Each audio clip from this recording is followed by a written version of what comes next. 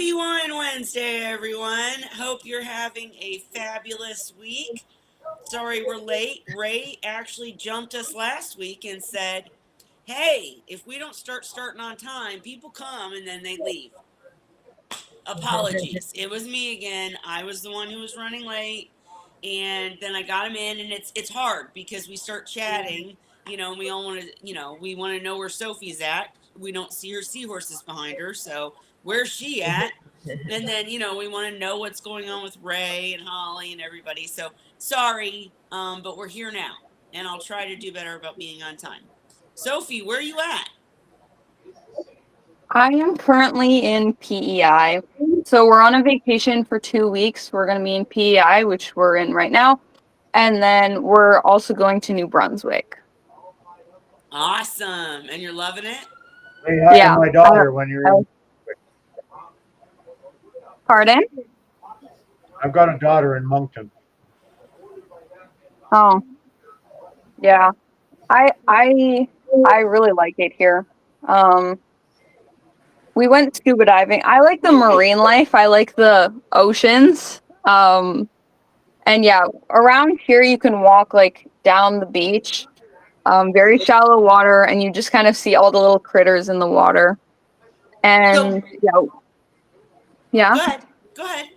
No, we went scuba diving, and although the visibility was really, really bad, it is really bad in PEI because of like the substrate that's on the ground.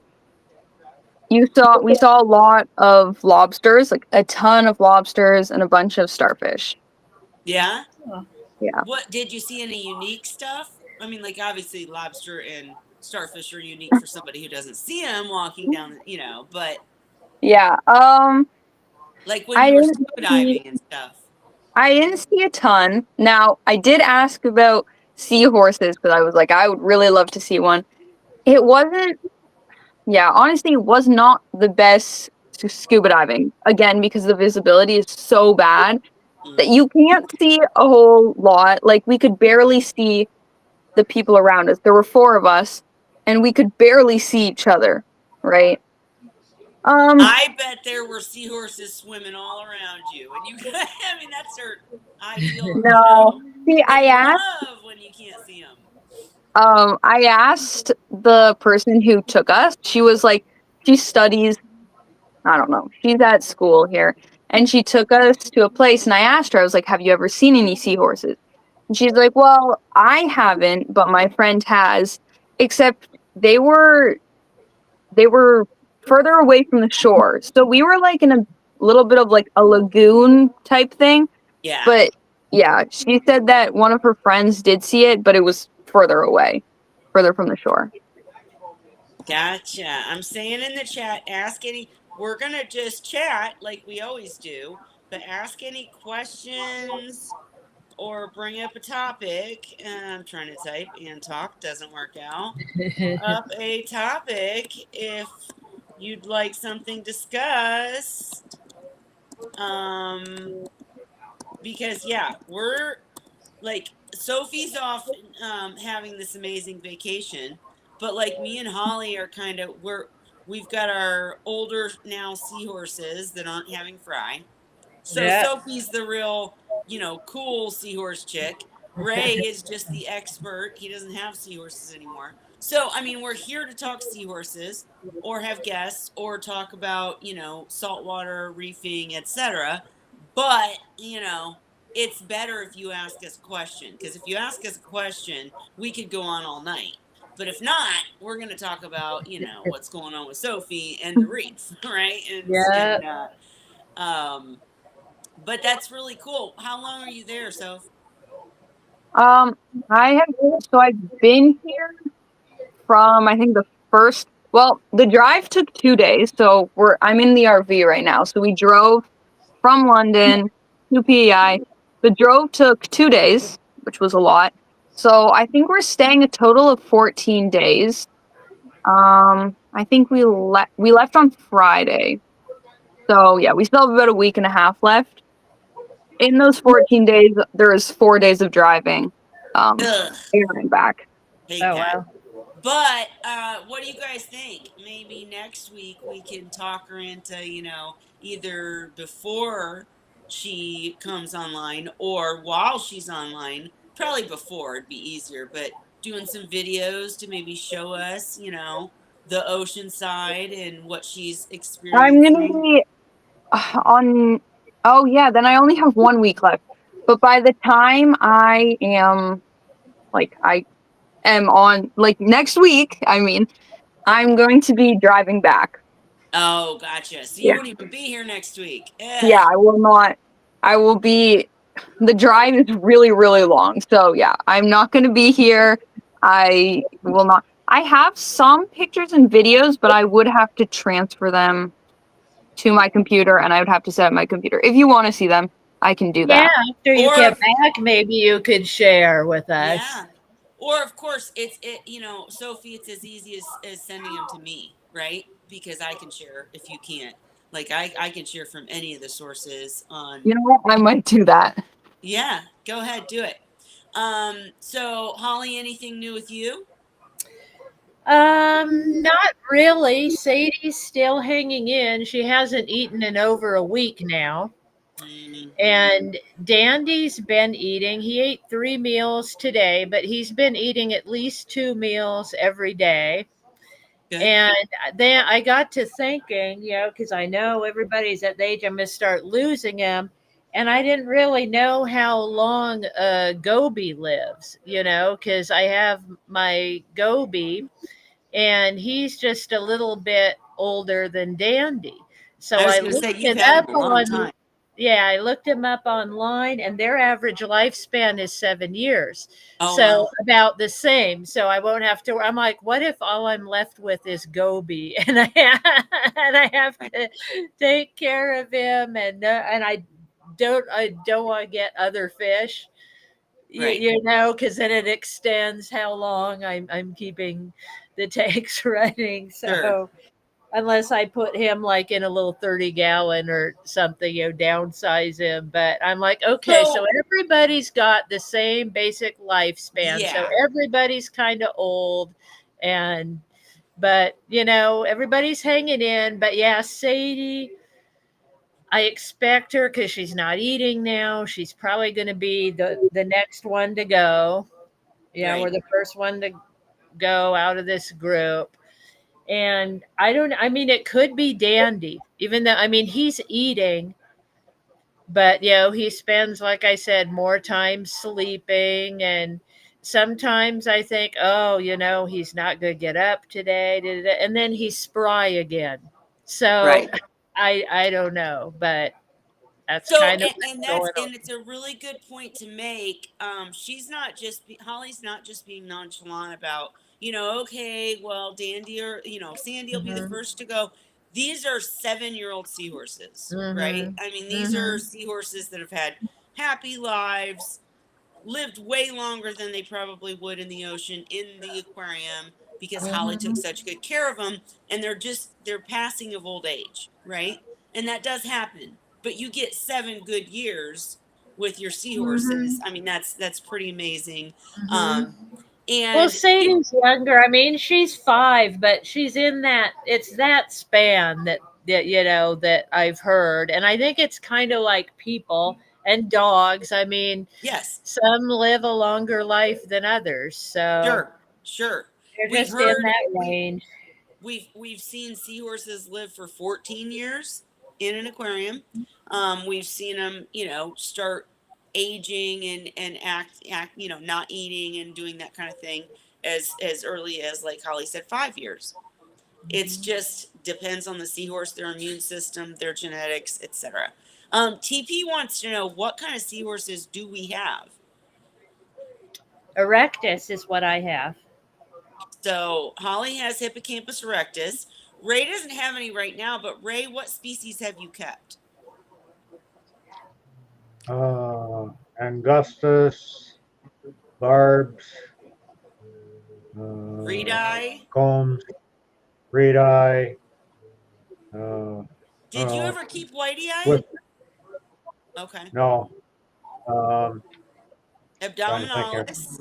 7 there. With the dwarfs, I've had 7, 6 standards, and the So you dwarfs. had you've kept Abdominalis, Reedi, Barbs, Dwarfs, or Zosterae.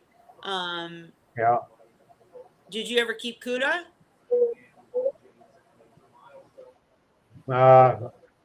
About 2 months before I lost So it, you didn't do well with but Cuda. I don't count that as keeping it because I just got that at a pet store back when I first started and didn't make it. Sure. Oh, Sophie's sending me some stuff, which I'll share in a minute. But so you've kept, you said 6 species and then the dwarfs. 6 plus dwarfs, So yeah. I'm missing something. You said Abdominalis, Yeah. Reedi, Barbori. Erect, Barbs, You kept Erectus. Erectus?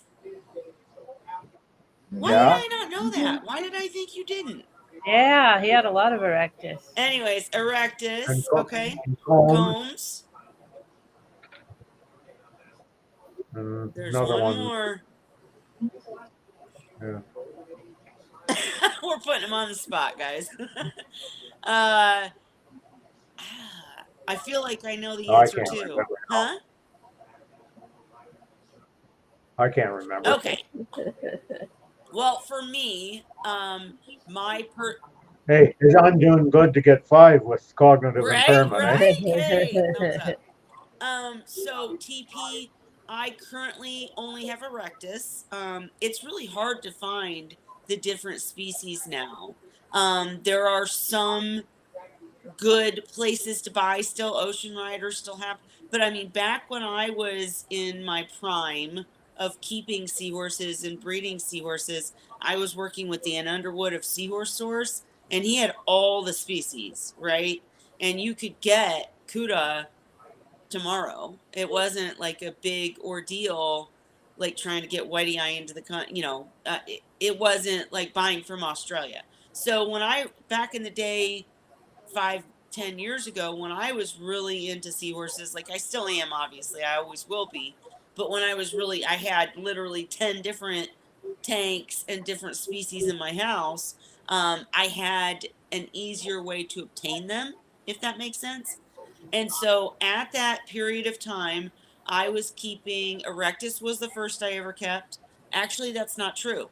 The first seahorses I ever kept before I knew what I was doing, before I knew anything, I bought what I thought were Erectus and they end up being Hystrix, Hippocampus hystrix, which are very similar to, in my opinion, Barbori. And so they were very likely wild caught.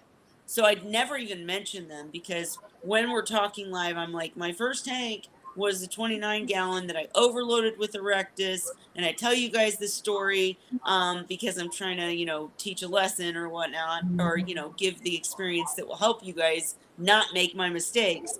But my first original mistake was I got seahorses that were not captive bred, and I didn't know it. Like they were sold to me as captive bred, but they obviously were not.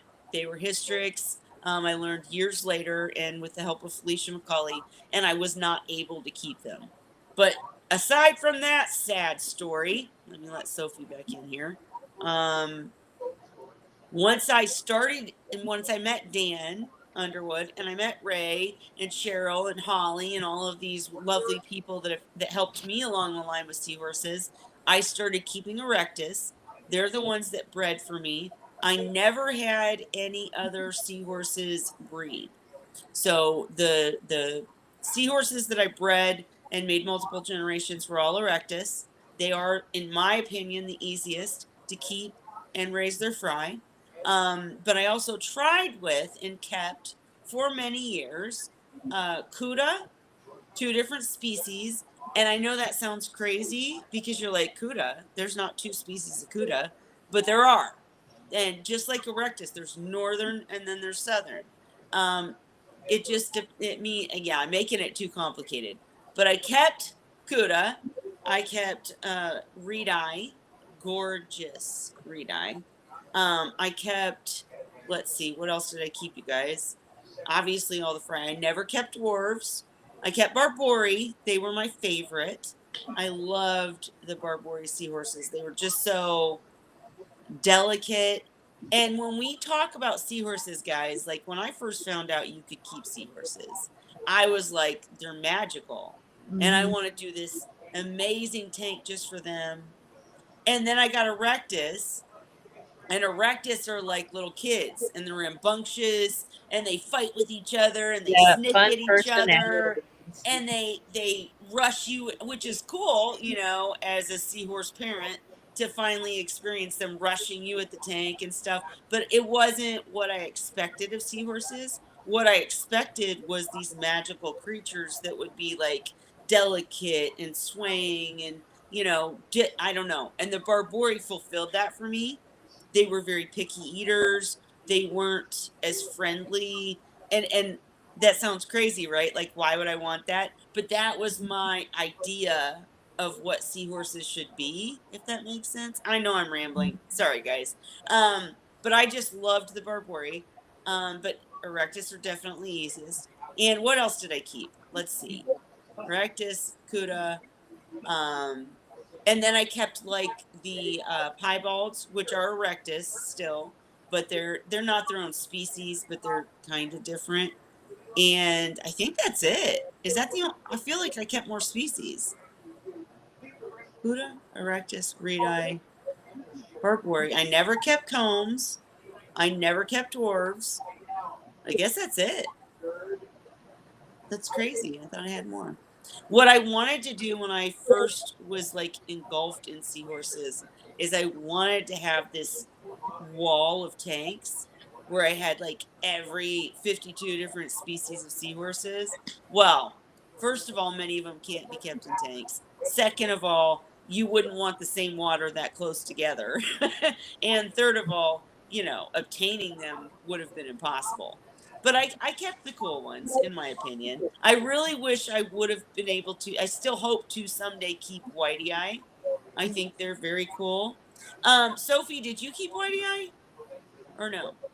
No, Who kept I Whitey only, I only have erectus. Eye? Okay, I'm thinking of somebody else. Somebody else that dealt with Chris. Who was it, you guys, that kept Whitey Eye?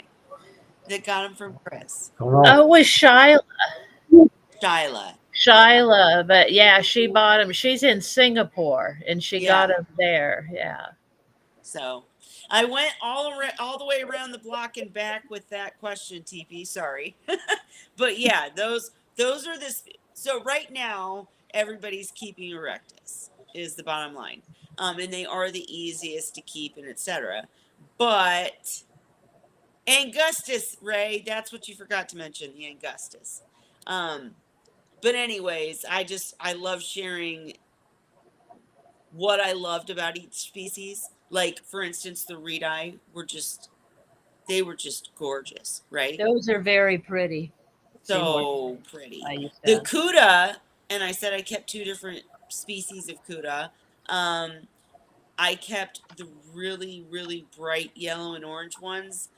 Don't ask me for the pronunciation of their proper name because I couldn't give it to you. But they were from Dan, and they were just like they were more colorful and exotic than the reedi.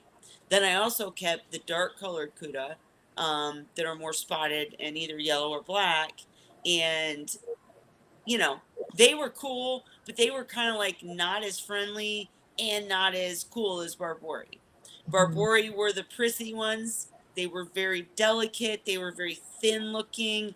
They were very standoffish, but really cool to watch. Like their whole interactions with each other and just interactions, period. The way that my female Barbori would watch a piece of food that I dropped into the tank and eyeball it and make sure that it had eyeballs. She would only eat food, even frozen, that had eyeballs still attached. I don't know. Whereas erectus are, like we said, like kids. I mean, they will eat anything almost. They're very easy to keep. They're very rambunctious. They're very fun to keep because they make such a good tank. So, depending on where you are and what you can get, I think our recommendation would be erectus still. They're probably the easiest. Would you agree with that, Ray? Erectus? Is what, the easiest? Yes. Yeah, well, I posted there. Okay, I didn't see it. What'd you post? I posted that most have erectus because supply of the others basically is very limited.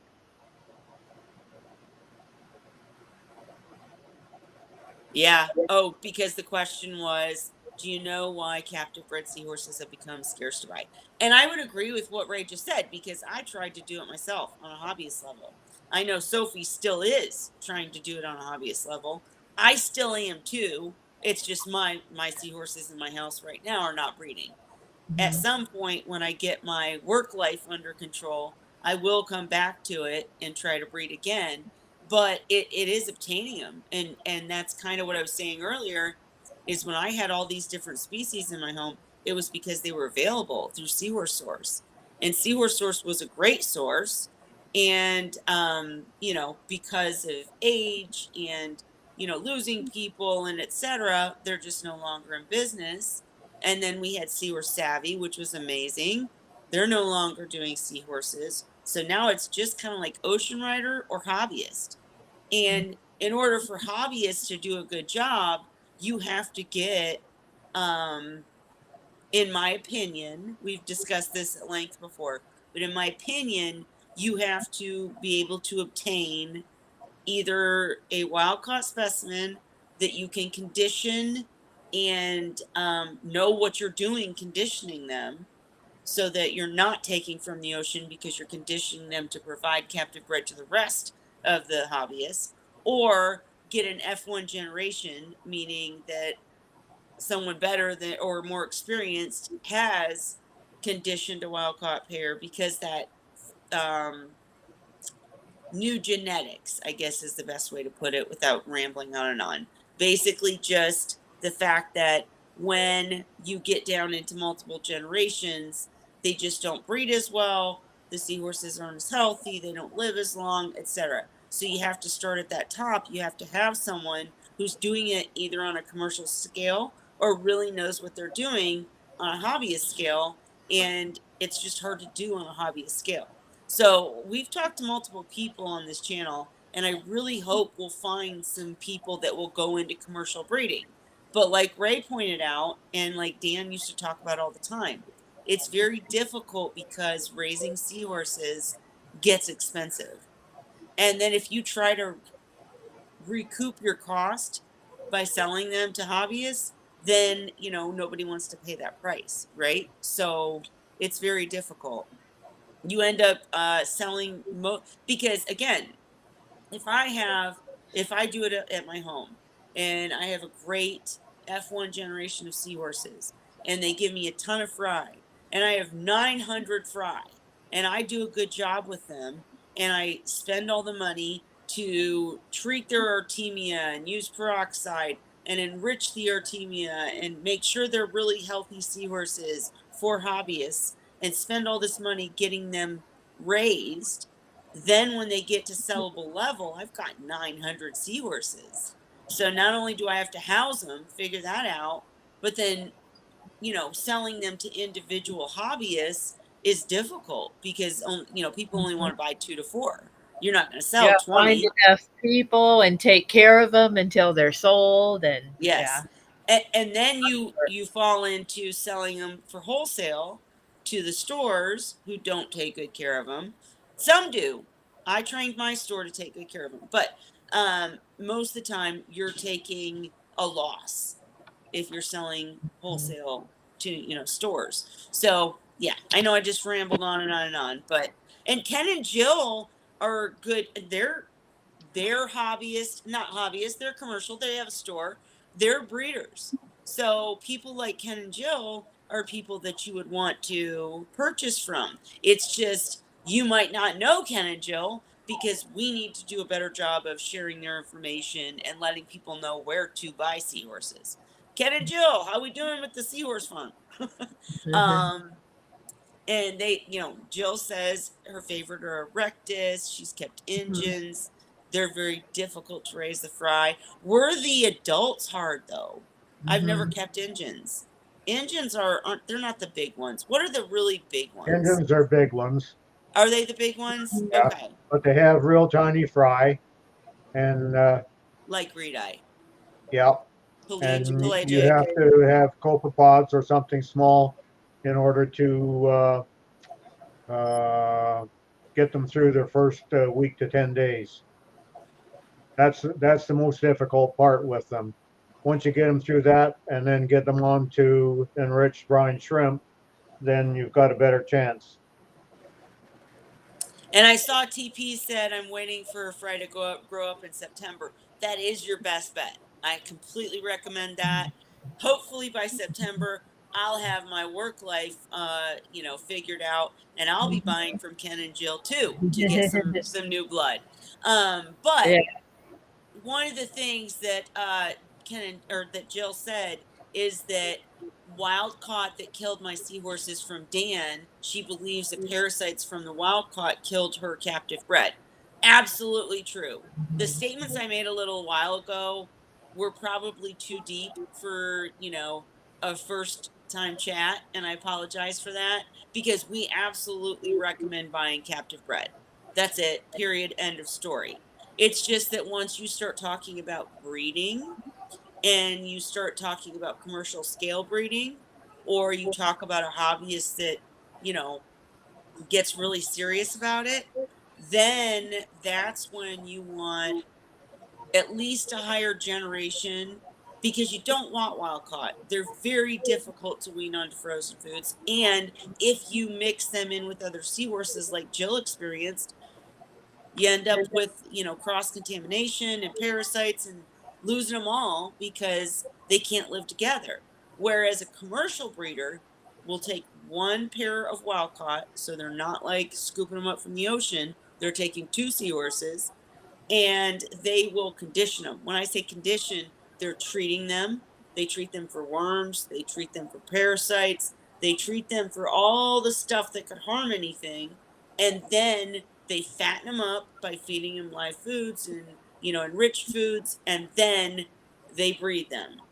And then those captive bred fry are what they sell. And those are really healthy seahorses, if that makes sense. I kind of feel like I went back and forth on that. But Jill, yeah, definitely glad you made that point. None of us hobbyists, unless we're trying to breed, should ever buy wild caught. In fact, even if you are, you still shouldn't, unless you know what you're doing. Never buy wild caught. Always buy captive bred, and buy from someone reputable like Jill. I agree with that completely. Um, all right, Sophie's back again. Sophie, did you want to share? Do you want me to share what you sent? Let's see if I can. Yeah, please send that. Please share that. Sorry, I'm like, my phone died and then my internet wasn't working. It was crazy. The joys of traveling. Yeah, exactly. Well, we're on this like little remote campsite that doesn't really have any internet. Yeah, that happens to me all the time. As soon as I leave here and go like up in the mountains, there's nothing. But it's beautiful. So it's a trade off. You lose your technology, but there's beautiful scenery and stuff to look at. And I visiting Holly was amazing. I plan to go back and do it again because it was really cool. And there's definitely stuff to do and amazing scenery there. Hey, while I try to get this ready to share, why don't we talk about, just for TP? He didn't ask, but I'm just curious. What would you say is the most difficult thing about keeping seahorses, Holly? What? I didn't catch that. The hardest thing about keeping seahorses? To me, it's just the labor intensive, the time spent, I would say. So once you learn how to set up for them properly, and you set up for them properly, it's not more difficult. It's not hard. Than a It's regular just tank. it's time consuming, I Right. would say, because you've got to do your water changes. You got to make sure your equipment's always working. They have to be fed, ideally several times a day, cleaned up after, and yeah. Yeah. What were you gonna say, Ray? Basically, it's the same thing. It's the labor intensive in order to keep that water quality up, and especially when we don't have a test kit to measure for the thing that is what we need to control. Sure, sure. Is I'm all. kind of trying to. I'm kind of trying to wait for uh, Sophie to come back to share her stuff. Sophie, come back, come back. Um, but yeah, no, I agree with you. I don't agree with you guys. You know, we've had this little tiff before. I don't think they're labor intensive. Like I kept a mixed reef. And a mixed reef, when you do have the test kits, but you're testing constantly, and you got to get your lighting perfect, and you have to place the coral in exactly the right place for it to get the lighting it needs, but not too much, and da da da da da. And Well, then that's you're labor intensive dosing. too. Yeah, That's more labor intensive. right, right. So I guess in comparison, for Yeah. me, if you said, hey, if you were going to set up a seahorse tank or a reef tank, what's more difficult? The reef tank to me is more difficult because you got to worry about alkalinity and calcium. And, then if you have coral, you got to worry about lighting and dosing. With seahorses, you just have to set up right to make sure the filtration's proper, feed them right, and do water changes. I mean, that's it. Like there's not some magical recipe key thing. It's just doing things the proper way. Don't try to mix in things that you shouldn't mix in. Don't put other love you, have a good night. Don't put other fish, don't put other coral, don't put crazy lighting. you know Set it up to just be a seahorse tank and you'll be successful. It's not that hard, and Well, buy like from a good Chris was, reputable breeder. like Chris was saying, and he provided a link for a reef article that was showing how important dissolved organics is for a reef as well, and also mentioning that it couldn't be tested for other than in a lab. Uh, I've got somewhere that link is handy, but I can't remember where it is. Okay, well, You must have seen it though. I did. I don't know where it is either though. Look for it, or we'll talk about that again in a minute. I want to share because Sophie's here and before she cuts out again. And then Yeah. TP, I do see your question about water changes. Great question. We're going to talk about that as soon as I'm done sharing what Sophie shared with me. All right, Sophie, tell me what we're looking at here. Let me get it open first. Here we go. And share now. All right. Wait, hang on. Let me, oh, shit. Hang on. Okay. So let me turn this off and let me share. Let me share window.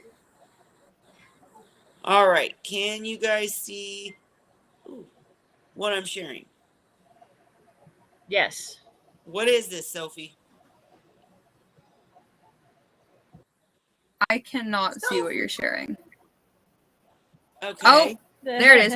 Okay, so that's actually so the campsite that I am at is called Seal. So on a sandbar out past like the beach that we have is a sandbar with a bunch of seals on them. Now the seals are pretty far, but that is a picture through binoculars of the seals. Nice. The seals are like friendly enough, so we actually our friends have paddle boards, so we went out there. Unfortunately, the seals were not on the sandbar at the time, but we sat on the sandbar and they were like swimming around us and you could see their heads popping out. Love it. Love it. Okay. And then, I went the wrong way. I wonder what that, that's my seahorses. Hang on. Okay. What are we seeing here? Cute nails, by the way.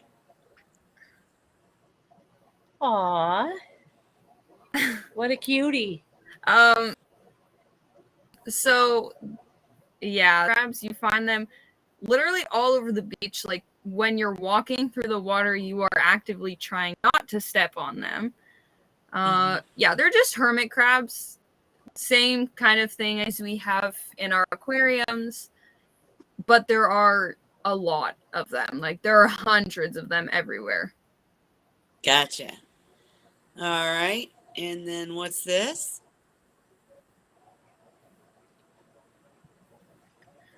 So this is interesting. This is a shell of this. I'm not even sure what type of animal it is, but basically it sits fully in the sand, and it sometimes blows water out of the sand. I haven't seen a ton of them this time. A few years ago when we saw, yeah, that's the empty shell of one. But I saw them more like a few years ago when we went to PEI, and they were like all across the beach, and you would see them like bubble or spit water up. Awesome. Oh God, there was more. Sorry. Hang on. All right. Hang on. Interesting. Yeah, I've never seen anything like So that. I have to Sorry, real the quick, connection is a little bad. I'm gonna try to do this on my phone. Okay, and what I was going to say is I didn't know there was more pictures. So let me transfer the rest of Sophie's pictures. Let's discuss TP's question real quick while I transfer the pictures. So TP wants us to talk more about water changes. He has a 200-gallon reef tank and does 20% monthly water changes for that. What are the requirements for seahorses about water changes, Ray? Well, basically, I can't tell you just what you're going to need for that particular tank. Every tank is different, even though they may be the same size and similarly stocked. There can be variations in the feeding programs and how one goes about cleaning, the frequency of cleaning, filter pads. There's so many variables. There isn't any specific that you can be told, but it's almost guaranteed that you're going to need to do more water changes and larger than what you ever did for a reef tank. Why? Well, first of all, seahorses are so susceptible to the diseases from the parasites and nasty bacteria. And we know that it appears to be synonymous with levels of dissolved organics. As they rise, so do the parasites and the population of bacteria. Because we can't measure dissolved organics, we have to be active in trying to prevent it, and that is doing excessive measures, either removing the crap that's uh, in the tank, making sure that you have a decent food program so you're not putting out extra nutrients that they're passing through in the form of their feces. Um, just whatever you figure is enough, do more. That's So let me agree. Let me agree with Ray, disagree with Ray, and expand. So the thing with seahorses is the difference between seahorses and all other fish is that you have to feed them more. Okay? Because they I mean that's one of the differences, I should say. So they process food differently. They have rudimentary stomachs or no stomachs, however you want to put it scientifically. But bottom line is they can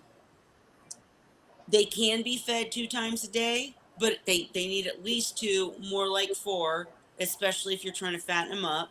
And yeah, so feeding is a big thing with seahorses, okay? And so when you think about that, and you think about, oh, I feed my reef tank once a day, or maybe, maybe twice a day, but whatever, it's not this big thing, food. So it's getting into that mindset that I've got to feed them more, and therefore, I've got to compensate for that extra feeding, because when you're adding food to the tank, you're adding waste, right? And then, as Ray said, I agree completely, they're more susceptible. So that's why we say don't mix other fish in, don't mix wild caught seahorses in, don't mix as anything you don't need to mix, don't mix into the tank, because they're just more likely to have a problem with it. They're more likely to get a bacterial infection that other fish might not, or that coral, whatever. So Yeah. what I Also, said, a hang, reef hang on, tank, go ahead. itself, when properly set up, what you have in that reef tank is going to take care of some of the things that aren't aren't being taken care of in seahorse tank also. What do you mean? Well, like your corals and various other life forms that you have in there, you're going to maybe have starfish. You're going to have this and that. A lot of reef elements. You're going to have a lot of different fish in there that are going to pick up scraps and eat it.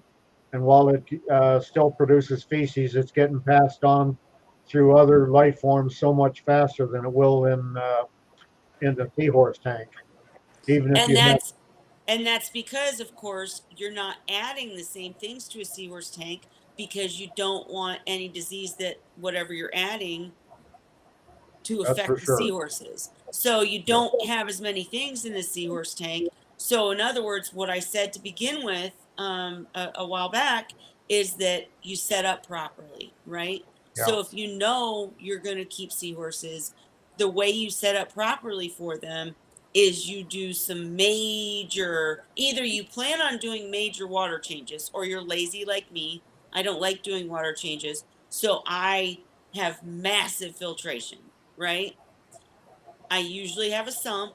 I've been doing an all in one just to show that you can, but I've had trouble with it. I've had multiple problems with this all in one because I'm used to big tank, lots of water volume, not as many seahorses, and not as many things to care for in the tank. I use macros, and then I have a sump. And in that sump, I have a massive skimmer, no matter, like as big as you can get.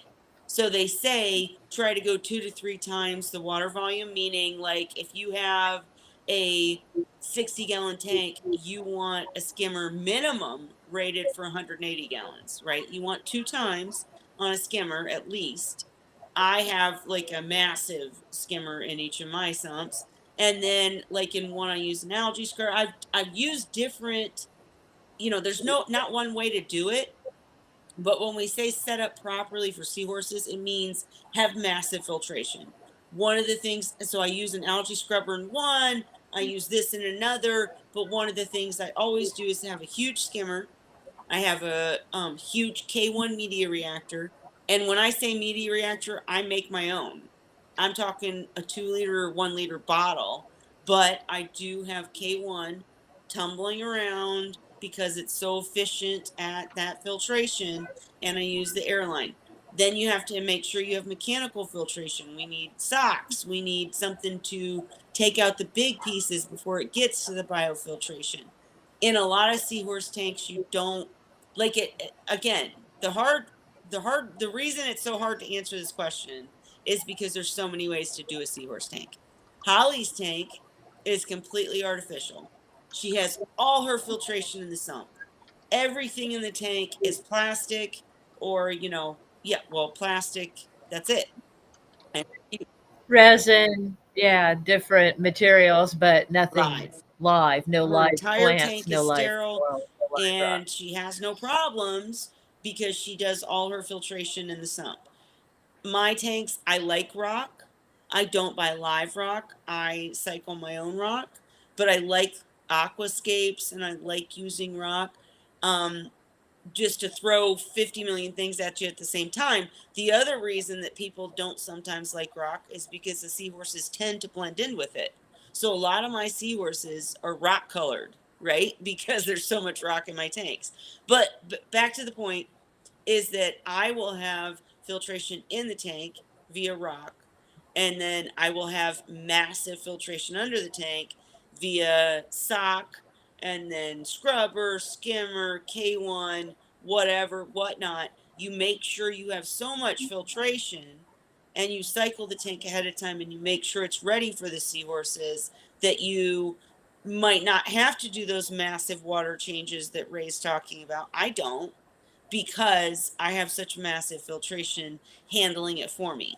Whereas if you set up a 29-gallon tank, 30-gallon tank with a couple seahorses, you're going to need to do water changes like a crazy person. So, and you bought the roller mat for mechanical. I've never kept a roller mat. I can't wait to hear your experience with it, because I think they're really cool. And I think that it would be a great addition to a seahorse tank. It was just too rich for my blood, right? I didn't want to buy it. So a lot of the times I find ways to DIY it. I'm not Ray. I can't build cabinets, and I can't build, heck, the one stand and sump I built leaked and broke. So we don't do the massive major things. But I have had really great friends, like Ronald Chinner's built me my algae scrubber. It's a unique design that nobody else has, and it's very efficient. My K1 media reactors are all man-made, or homemade, I guess. I don't go out and buy the crazy reactors. I just do a 2-liter or 1-liter inverted bottle with an airline, right? But it works. It works for me. And I would say with seahorses, the key, if you don't want to do massive water changes, is to have backups on backups, right? Like always have something backing up. Don't just have rock. Don't just have K1. Have both, or have, sponge filters or whatever, so that if something doesn't work, everything else is. Yeah, there's 5 million other things I could mention, RODI, all that stuff, but I see that Miss Sophie's still waiting. And Holly, would you add anything to that? I think with seahorses, the mechanical filtration is really important because you've got to get out their uneaten food and stuff. So water changes, um, your filter socks, or the roller mat thing, those kind of things, the protein skimmer, they're pretty important for keeping seahorses, just because they're so dirty the way they eat. Most of the food that they eat actually goes into the water and not into them. They blow it out through their Yep. gills. You'll see like a cloud come out. So they pollute their own water pretty bad. And at the same time, that causes them infections. So that's your biggest thing But with if seahorses you to watch set out up for. the tank with that in mind, meaning you put Hmm. massive filtration in the sump, or however you want to do it, or you plan on doing massive water changes, then you're fine, right? Because you overcompensate, and then the tank is clean enough and their dirtiness doesn't matter, if that makes sense. um I've had troubles and struggles along the way keeping seahorses, but I always managed to figure it out, and I learned from it. And now when I set up tanks, I make sure that the filtration is adequate, and that, it's going to compensate for at least double what's expected, if that makes sense. And we can do a whole, new person setting up a tank kind of thing. But just in comparison with a reef tank, you can't do things as quick. You can't mix as many things in. And yeah, monthly water changes would not work. Just to be serious, you have to do, for instance, in my tanks, I go overboard on filtration, but I still do weekly at least, if not bi-weekly or twice weekly, yeah, bi-weekly, water changes, because you need to wipe the sides down, right? Any film. So in a seahorse tank, you're not going for that natural biotope.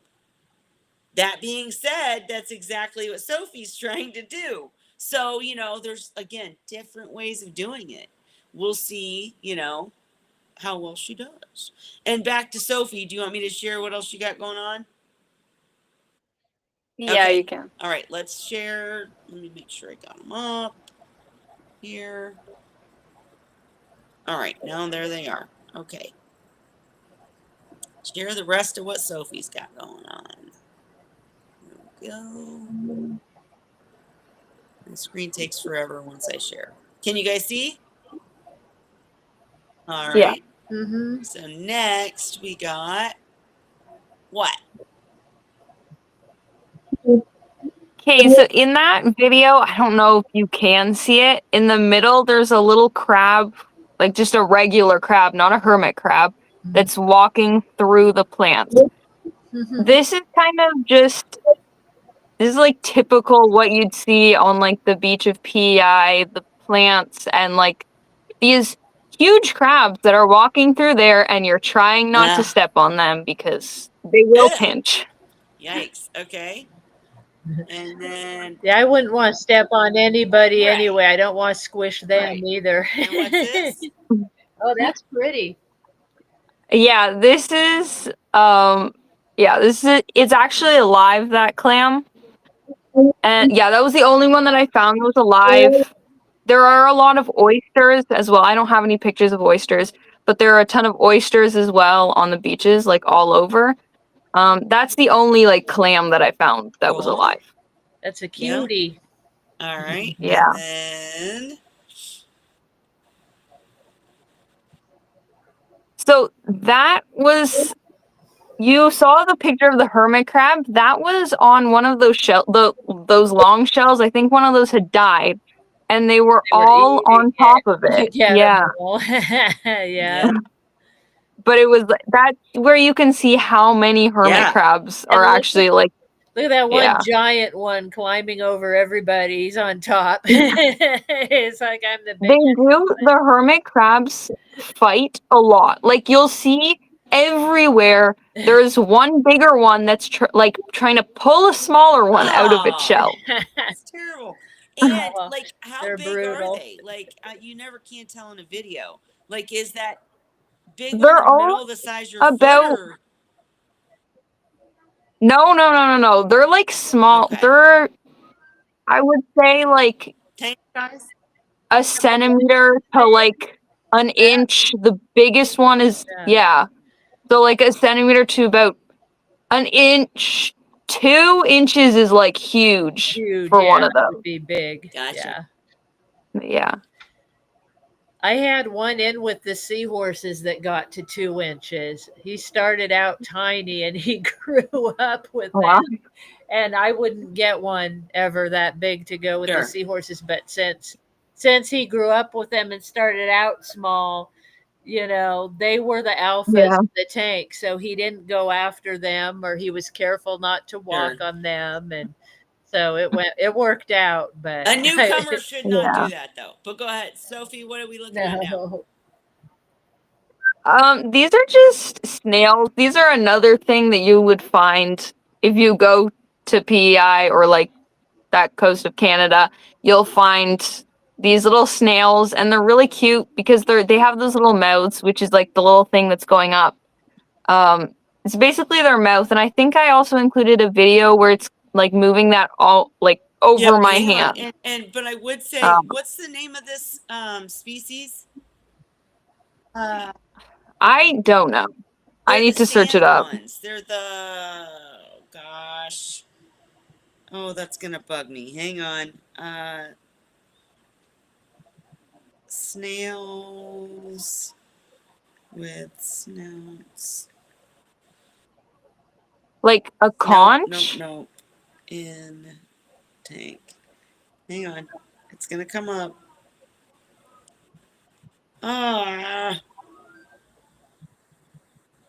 No. Necerius. Yeah, Necerius snails. That's it. I'm And serious. they're cute with the little elephant Yeah. trunk. I agree. I love Yeah. Necerius, but the reason I don't usually have them in my tanks is because they're sand. They go under the sand and they use their little snout to come up out of the sand, right? So since I don't do Yeah. sand, they don't like it. But all right, next one. Yeah, that's just another hermit Okay. crab. Aw, See, that's the Yeah. snail. yeah, his Yeah. little snout. It's cute. I love How they Yeah, feel you see around it. with it. Yes. I don't even know if snout is the heck Yeah, correct that was term. like the only one. You have to keep them on your hand for a pretty long time for them to be comfortable to actually come out and do that. Sure. Yeah, by then they're curious. They're wondering where's the water. Yeah. This was me and my friend, we went out and I was able to pick up a Oh wow. crab. Nice. Was he trying to get Yeah. you? He looks like he is. His Um, picture. a little bit. Honestly, they're more scared of us than we Yeah. are of them. If you pick them up from the back, their pinchers Right. can't Yeah. get to you. Right. So, yeah, that's how I pick them up. Generally, you can't pick them up because Sure. they Yeah, run they away. fast. But I found him in a tide pool, so the tide pool was not big enough for him to run Mm-hmm. away. Gotcha. So I was Yeah. able to pick him up. Very cool. Looks like you're having an amazing time. Ah, I'm jealous. Yeah. And I yeah, haven't been to the don't beach in so long. right. And don't tell Mr. Crab, but I love me some crabs. So I'd be like, yeah. Oh, Anyways, all right. And TP had to drop for dinner, no worries. There is a ton of seafood here. A ton of seafood, a bunch of lobster and crab. yeah. Every restaurant that you go So to. what Yeah. did you say it's called? The town, the place? Prince Prince Edward Edward Island. Island. That's right. Okay, because you kept saying PE, and I was like, "Are we?" Yeah, Okay, Okay. PEI. Okay, for people who live in Canada, they would yes, know PEI. gotcha. Prince Edward Island. But so, has Um, anybody? Are there seahorses around there, or like? Not many, but there are some. There's a Yeah. northern yeah, erectus. Oh, Mhm. really? Oh, Yeah. that's so cool. yeah.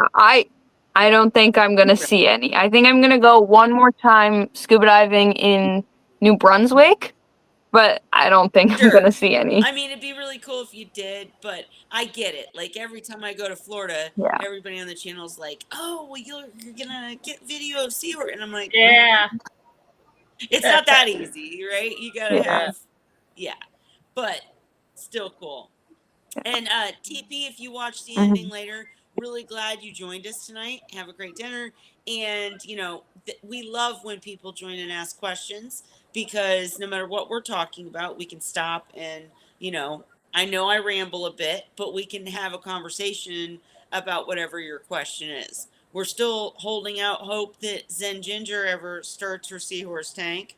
And so we want to do some newcomer videos, and it is a thing when someone goes from a reef tank where what's important is the dosing and the water chemistry to a seahorse tank where what's important more important is the water quality.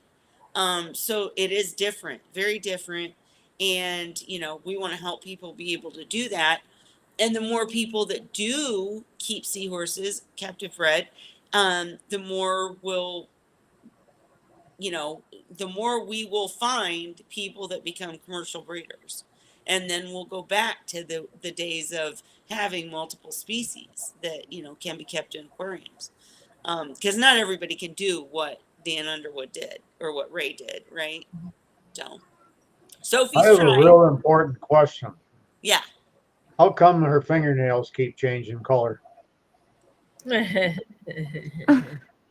I had my nails done with you guys saw the sharks that I had on them, but then they got too long, so I had to clip them. But then it was like I cut off half the Oh, shark, so then I just filed down the shark and I Gotcha. painted it.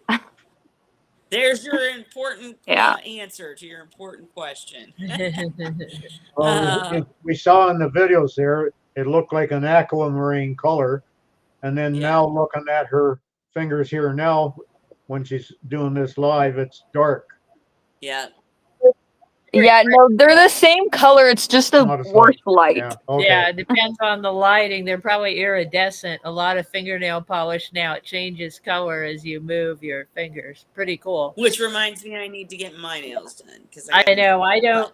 Mine are always in a Mm-hmm. tank, so I don't do mine anymore. I haven't Right, done right. nails in so long. I've always wondered that, you guys, though. Like, if you get your nails done, does any of the glue or any of that stuff affect the tank, the water chemistry? I don't I've always do gotten my nails done, fingernails. and it, I only paint mine, so I don't. I don't know. I never looked into that. All I do is color them.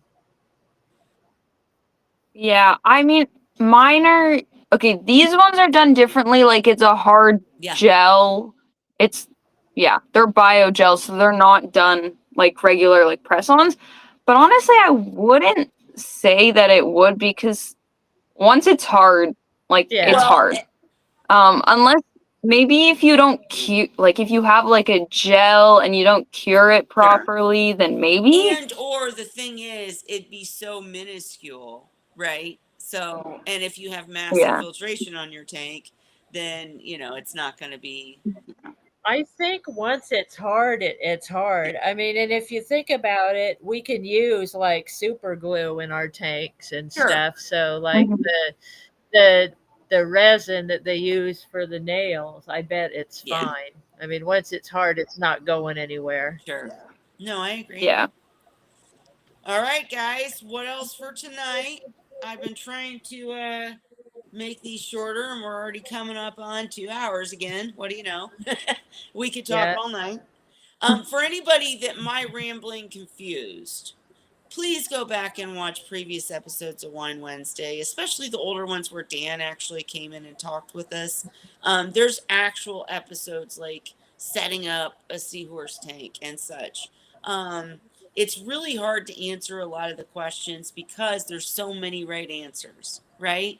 And I try to give you all the right answers, and then I end up just tumbling on and on and on and on. And I don't mean to do that. It's just that I don't want anybody to think that they can't do something, when they can. There's some hard, fast rules about keeping seahorses that just, again, I say hard, fast rules, but what I mean is there's Oh. certain things that we've learned and we stick by and stand by because it's worked for years and years and years. That's not to say that somebody couldn't come along and change it, but just having massive filtration, trying to keep seahorses separate from other things, and etc., are just the basics.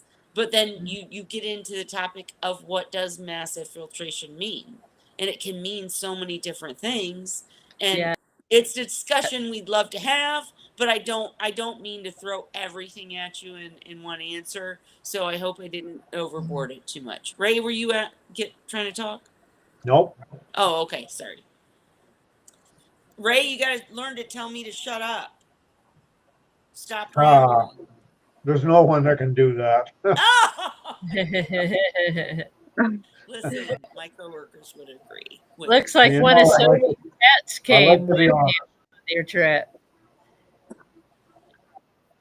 Yeah, both of our dogs come with Uh-uh. us. What do they Yeah. think? We have they really like it, I think, because they get to see Oh, new yeah. spots. It's just that now they're extremely Sure. tired. Oh, yeah. Because we have the whole RV, so they can sit in here. So they have their own Um, home but- with them. I used to stay in motel rooms with Yeah. my dogs and travel with them, and they loved traveling, and they Yeah. were so well behaved when we traveled. They were better traveling than they were at home. Our dogs are kind of terrible. Like, they're not horrible, but Dixie's fine. So this is Dixie, but Dodger, our other dog, he cannot stay in the RV alone. It's a problem of his.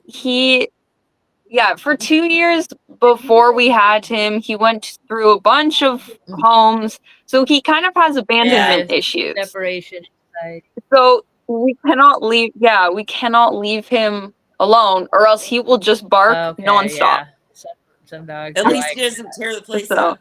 But yeah, Dixie looks Yeah. like she's like, Sophie, it's time to go. You need to rub my belly. It's time for bed. yeah.